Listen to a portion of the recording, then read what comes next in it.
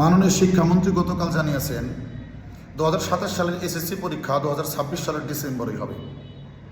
অর্থাৎ পরীক্ষাটা 4 থেকে 5 মাস আগিয়ে আনা হচ্ছে। তো এই সিদ্ধান্তের ব্যাপারে আমি কিছু কথা বলতে চাচ্ছি। আমি মনে করি এই সিদ্ধান্তটা একটা বিবেচনাহীন সিদ্ধান্ত। এর কারণ হচ্ছে যারা এই বছর 10ম শ্রেণীতে লেখাপড়া করতেছে তারা সবাই ভেবেছিল যে তারা আগামী বছর মার্চ অথবা এপ্রিলে এসএসসি পরীক্ষা দেবে। সেইখানে তাদের সময়টা এই মুহূর্তে এসে 5 মাস কমিয়ে দেওয়া হলো। আপনার কাছে কি মনে হয় যে এখন থেকে তারা ভেবেছে যে আরও 12 মাস আছে, সেই 12 মাসের লেখাপড়াটা তারা 7 মাসে শেষ করে ফেলবে? আমি মনে করি কখনোই এটা সম্ভব না। তো তাদের একটা পাঠ পরিকল্পনা ছিল, সেই পরিকল্পনা অনুযায়ী তারা এখন আর লেখাপড়া করতে পারবে না। এখন আপনি চিন্তা করেন, ডিসেম্বরে যদি পরীক্ষা হয় তার আগে আছে মাত্র 7 মাস। এই 7 মাসের মধ্যে তারা অর্ধবার্ষিক পরীক্ষা দেবে, টেস্ট পরীক্ষা দেবে, তাদের ফর্ম ফিল আপের যে কার্যক্রম আছে সেগুলো করবে। এখানে তারা নিট লেখাপড়া করার যে সময়, সেই সময়টা পায় মাত্র 4.5 থেকে 5 মাস। তো এই সময়টার মধ্যে কি আপনার মনে হয় যে এই যে 12 মাসের যে লেখাপড়াটা, সেই লেখাপড়াটা সে কমপ্লিট করতে পারবে? কখনোই সম্ভব না।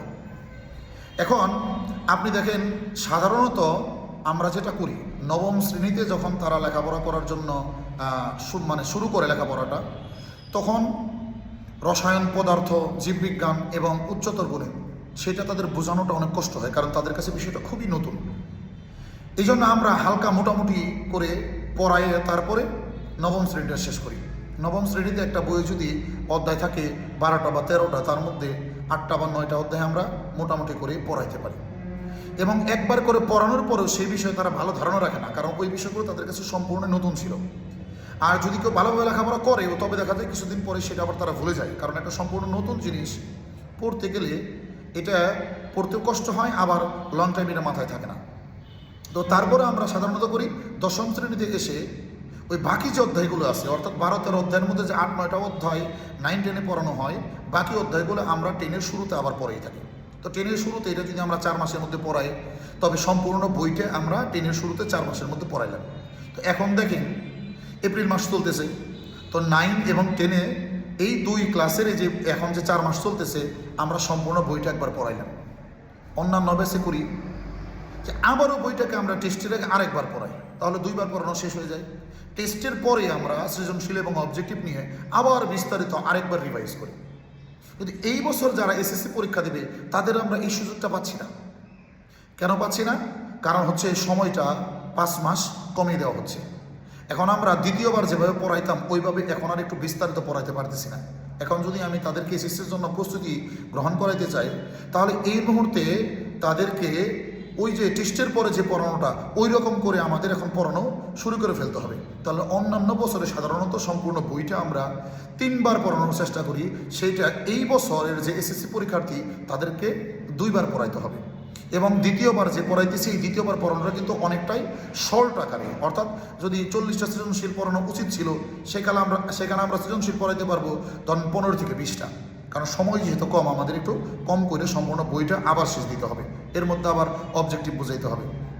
তো এইখানে আমরা আসলে সময় খুবই কম পাবো। এই জন্য আমি মনে করি যে এটা খুবই বাজে সিদ্ধান্ত। শিক্ষামন্ত্রীকে আমরা একজন ভালো শিক্ষামন্ত্রী হিসেবে জানি, কারণ তিনি আমাদের সময় শিক্ষামন্ত্রী ছিলেন এবং বাংলাদেশকে শতভাগ নকলমুক্ত করেছিলেন।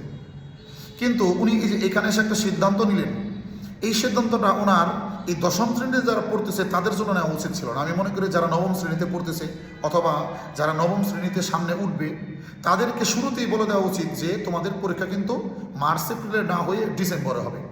তাহলে তারা তাদের একটা পাঠ পরিকল্পনা করতে পারতো, সেই পরিকল্পনা অনুযায়ী লেখাপড়া করতে পারতো, শিক্ষকরা সেটা বুঝতে পারতো এবং সেই অনুযায়ী লেখাপড়া করালে তারা সিলেবাসটা ভালোভাবে শেষ করতে পারতো।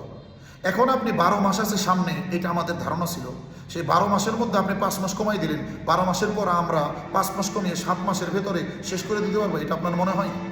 এটা কোনো দিনই সম্ভব না। যার জন্য যারা 10ম শ্রেণীতে পড়তেছে তাদের একটা অপূরণীয় ক্ষতি হয়ে যাবে। আমি মনে করি তারা ভালো জ্ঞান নিয়ে এসএসসি পরীক্ষার হলে যেতে পারবে না।